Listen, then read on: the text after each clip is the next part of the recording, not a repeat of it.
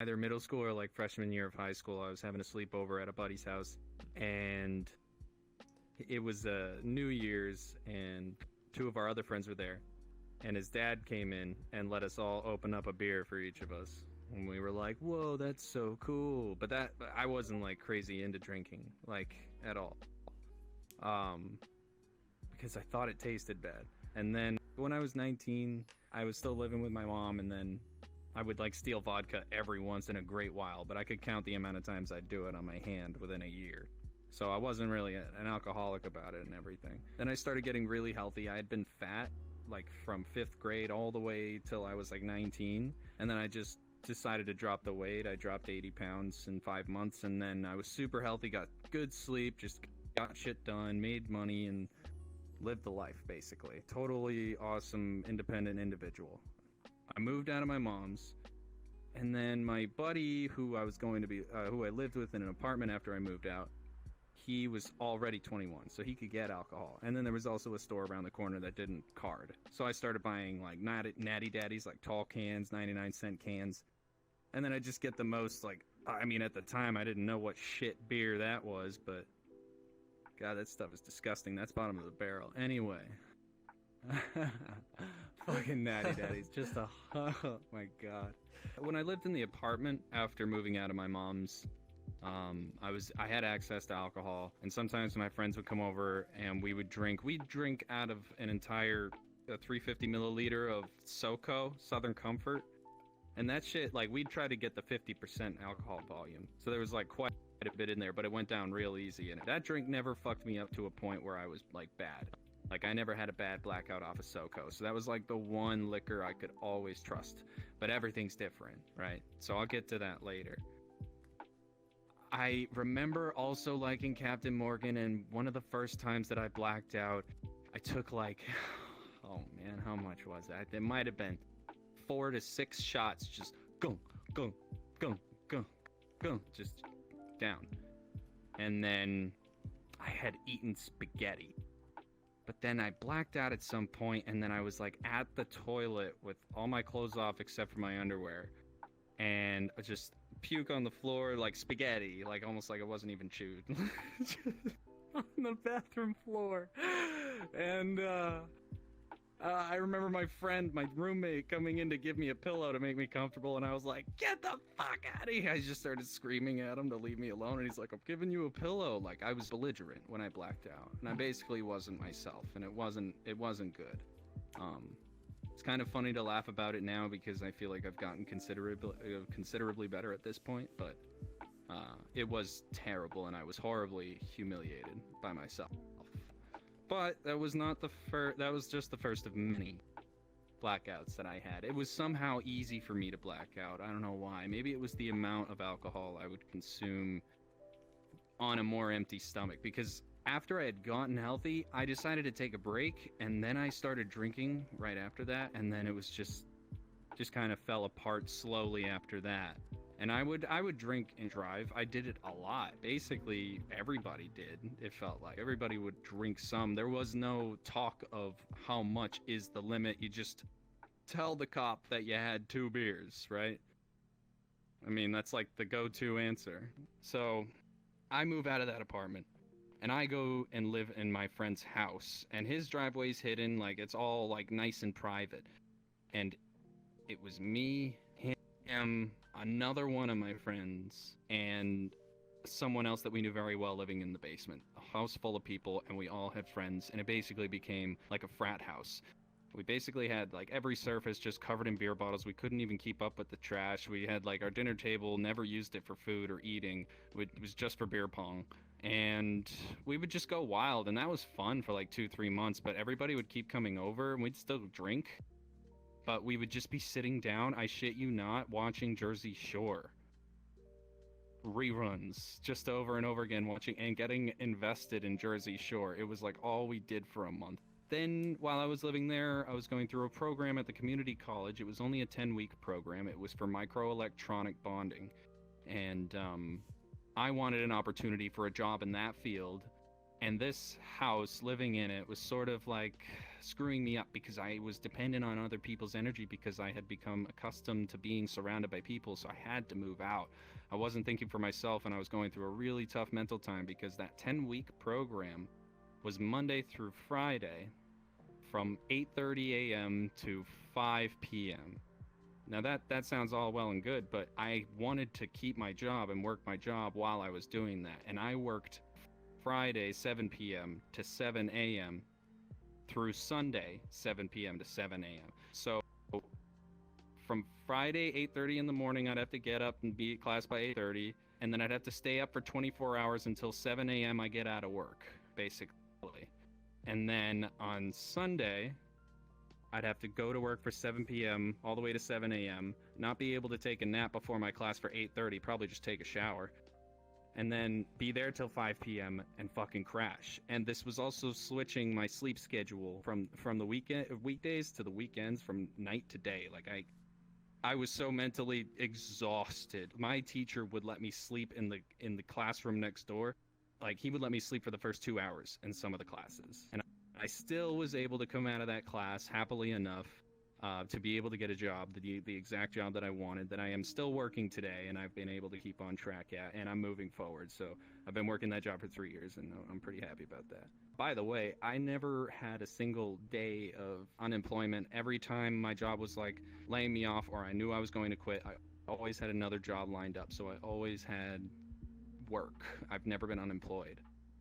That's a big I was still working my accomplishment. previous job. Sorry, didn't mean to interrupt you. That's a big accomplishment. I agree, though. because I think that like I've been very lucky to have a lot of opportunities come to me. I finally move out of that house, and I'm just finishing up the class, but they still have to process me after my interview, and they need to bring me in at the appropriate time. They only hire so many people a month, so I had to wait a little bit more than some of the other students in the class. So I was living with my friend's mom. She was allowing me to stay with her rent free. I had to get a storage unit to fit all my stuff because all she had room for me to stay was this really out of shape futon in the back corner of this sunroom where she had a bicycle right next to, so it was narrow in there, and that's where I slept, and I had my clothes in like a hamper net close by, but everything else, pretty much everything else that I owned, was in storage. But she let me stay there for free, and I really appreciated that. While I was there, I was getting horrible sleep because in the sunroom, the windows were huge. So I every day, like, I'd be getting out of work at 7 a.m., the sun would be up. I'd be like, fuck, trying to go to sleep, but I couldn't, and I already have problems sleeping because I got ADHD, and my mind is just constantly going. But during this time, yeah, I was still drinking, but it wasn't too bad. The first time I got a DUI. I don't know how or where along this timeline this happened, but I think it was in 2018, in March.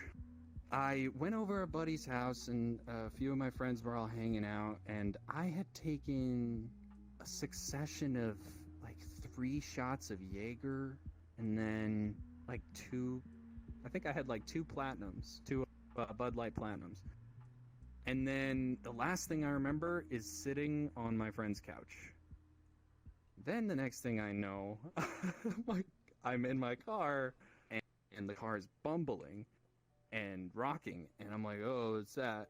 I see that I go off the road and into like a patch of grass. Luckily, it was a big patch of grass and not like a tree. So I'm sitting there and I'm like, well, I'm not supposed to be here. Like I was dumb. I was like blacked out, just stupid. And so I wasn't taking this situation seriously at all. So I was like, well, I'm going to try to move it. So basically what happened was I might have even ran a red light. Thank God I didn't hit any people. But I started to swerve. I was going too fast. I had just come off the highway. And I went up on the like divider. That's like one of those like small dividers that you could possibly drive up on. And then I swerved right back across that street and went off the road onto the grass. And it took out one of my tires, completely just destroyed it. So Dang. I was stuck there. I didn't know. And so I think I had fallen back to sleep for a moment, and then I noticed the blue lights come on. The officer parked in the road behind me, and now I do not remember this that well at all. It's all patches. The officer said I was covered in piss. He could smell the alcohol all over me, and I was slurring my words. I could barely make a sentence. The only good choice that I had made was saying no to the breathalyzer and saying no to all physical tests. But I did say yes to the field sobriety test, which ultimately fucked me.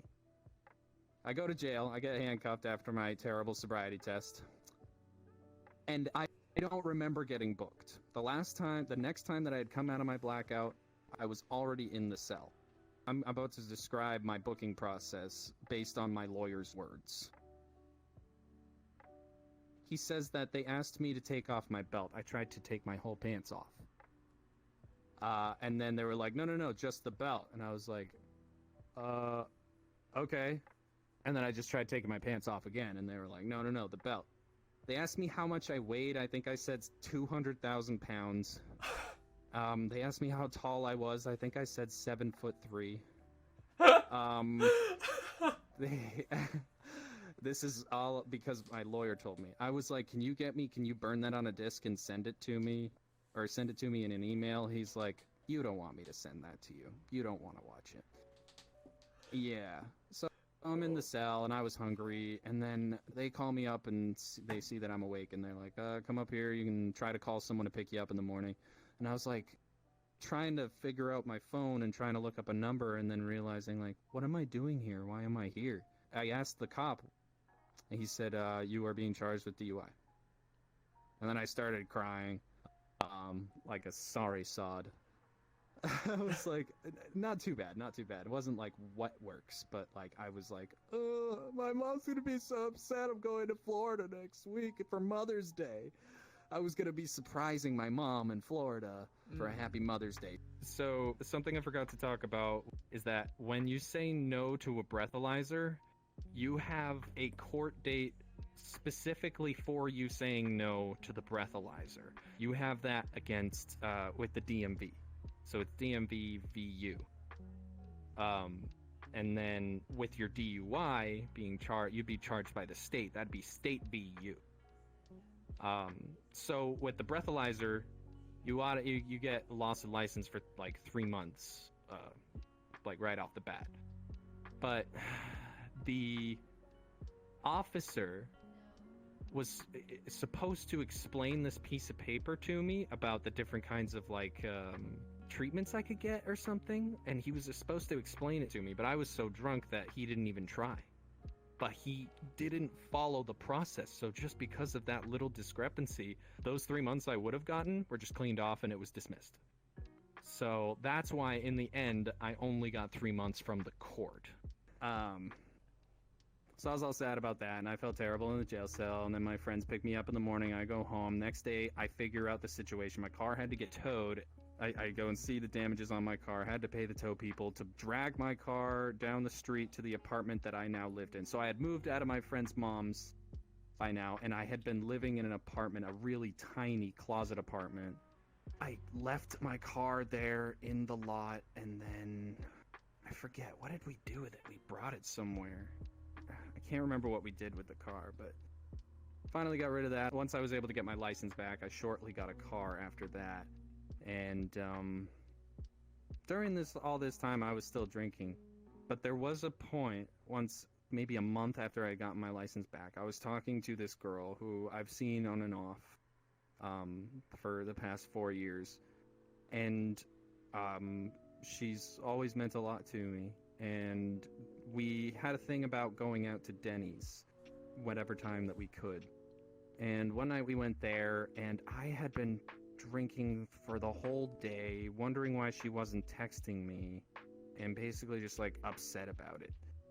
And it was coming across during our conversation. Like she wanted me to move from sitting next to her to sitting across the table because she didn't like the way I was acting. I was being an asshole. And the next day she texted me that she had cried herself to sleep and that she can't talk to me anymore. That she can't take care of an adult child.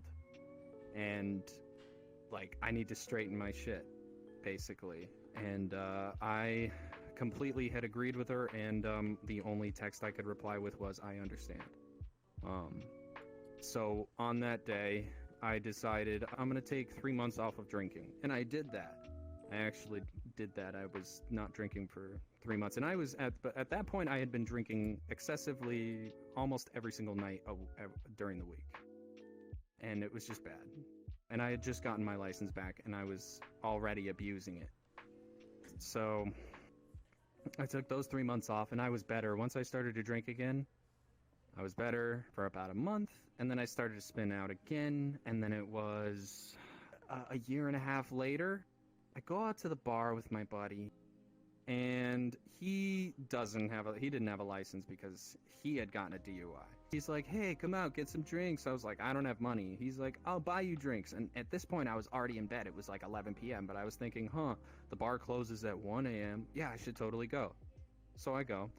We're hanging out with these two chicks that were flirting with him. I had a girlfriend at the time, and we were doing karaoke. It was fun. I had 4 Bombay Sapphires and Sprite. I didn't think about the fact that I was on an empty stomach that day.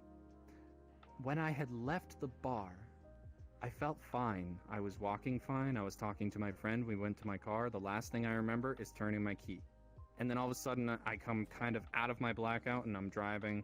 I take this turn, but then I'm coming to this 4-way intersection where I'm gonna have the right of way, but there's a cop pulling up to the stop sign at this intersection. And when I took my left, I took it too fast. And so he took a right down the road, followed me. And after driving, I wasn't paying attention to my speed well enough. He pulled me over for speeding. And he asked me to get my license and registration. I think I might have given him my credit card instead of my license, and I think I gave him like a receipt to an inspection instead of my registration, and I just kept handing him the wrong forms of... So I was like drunk enough to where it's spotty, but I can remember it better than the first time I got pulled over for DUI.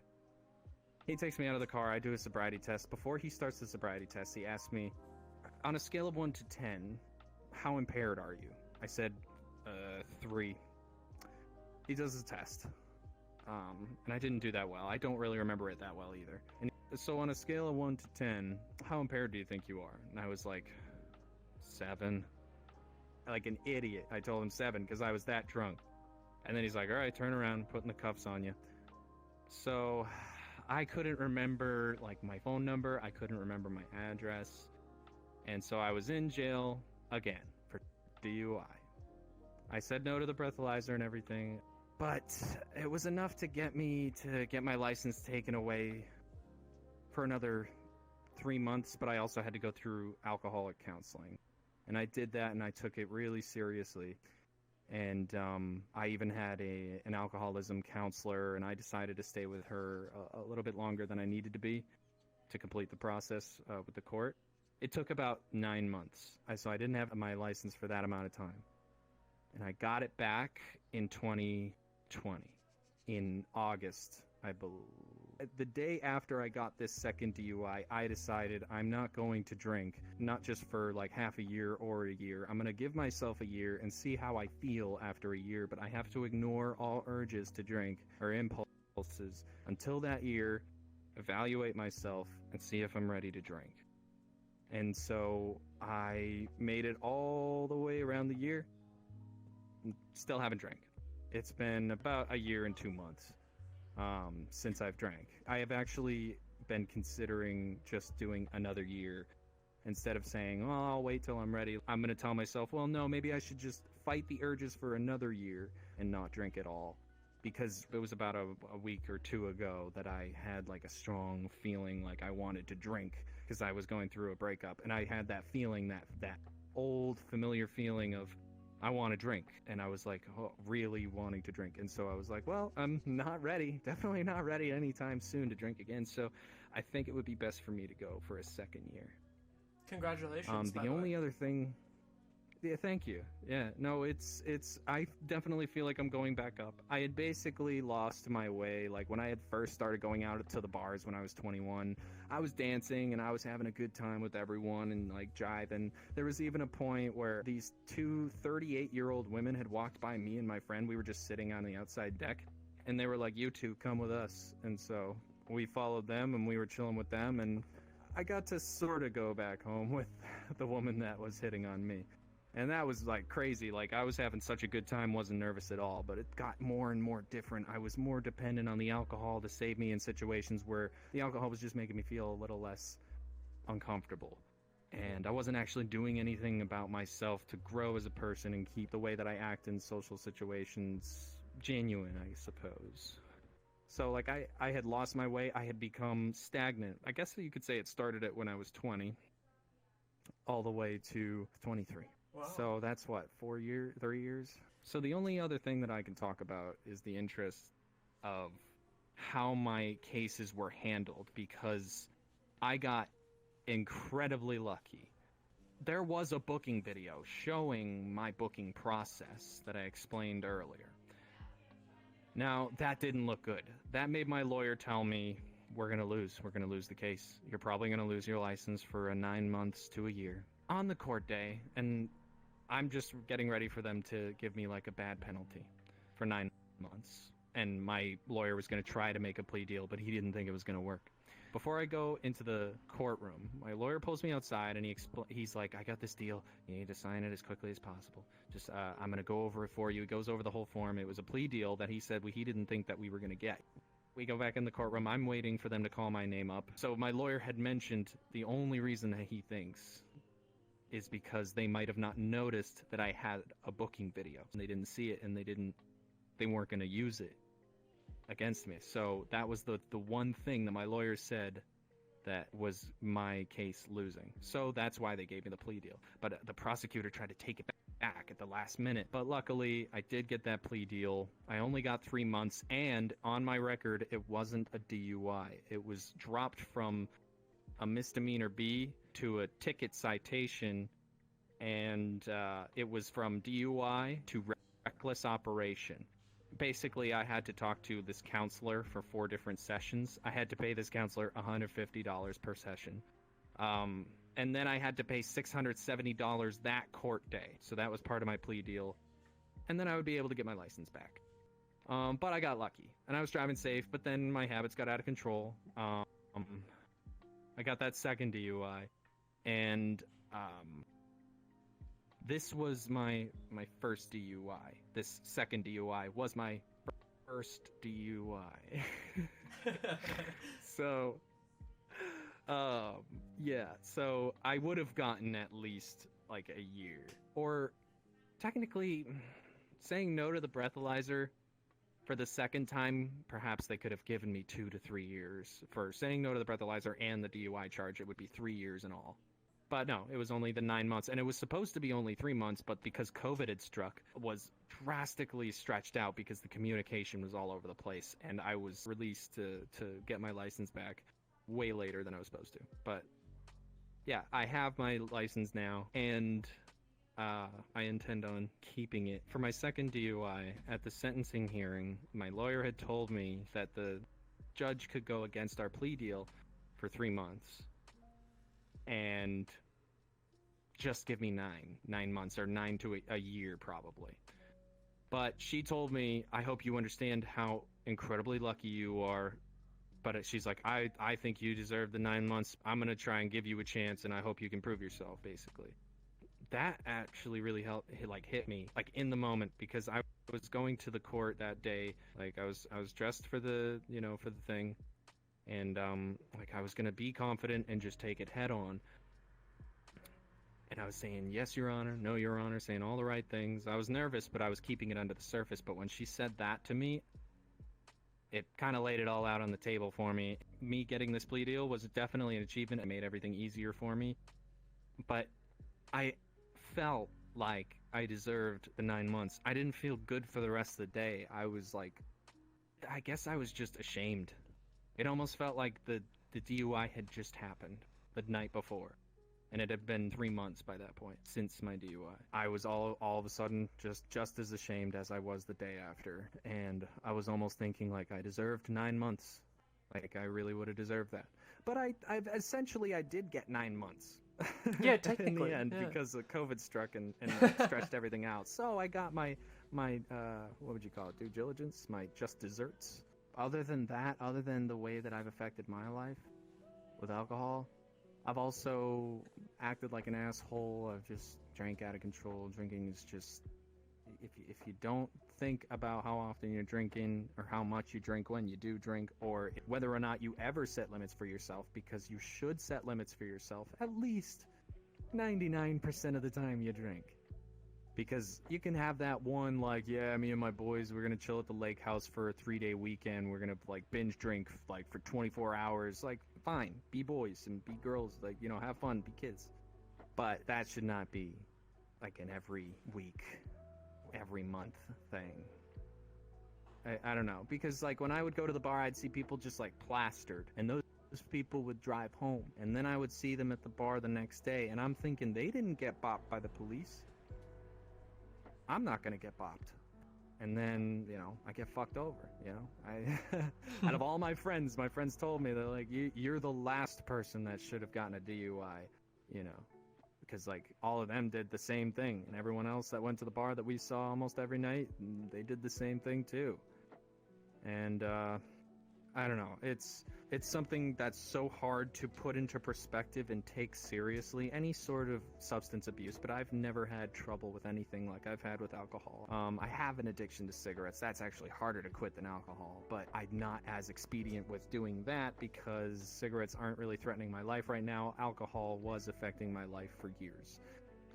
And I wasn't sure of myself. I was dependent on other people's energy and not really figuring myself out and becoming stagnant for years. And just now starting to get myself back on track just a little bit. I could be doing better, but it's a slow process, I suppose, to recovery when it comes to alcohol, because taking a year off sounds like a long time. I'll tell you what, it really isn't that long when it comes to substance abuse. Mm-hmm. So if you were to say one thing to the viewers that are watching, what would you say? Always be excellent to each others. And party on, dudes. Hey, looks like you made it to the end of the video. If you like what you see, then maybe check out some of these other videos, or even consider subscribing. If you do, don't forget to hit the bell button to get notified when I make another video. If you think you might have a story to share, comment it down below. Don't forget about your fresh cup of cocoa, and stay safe, my friends.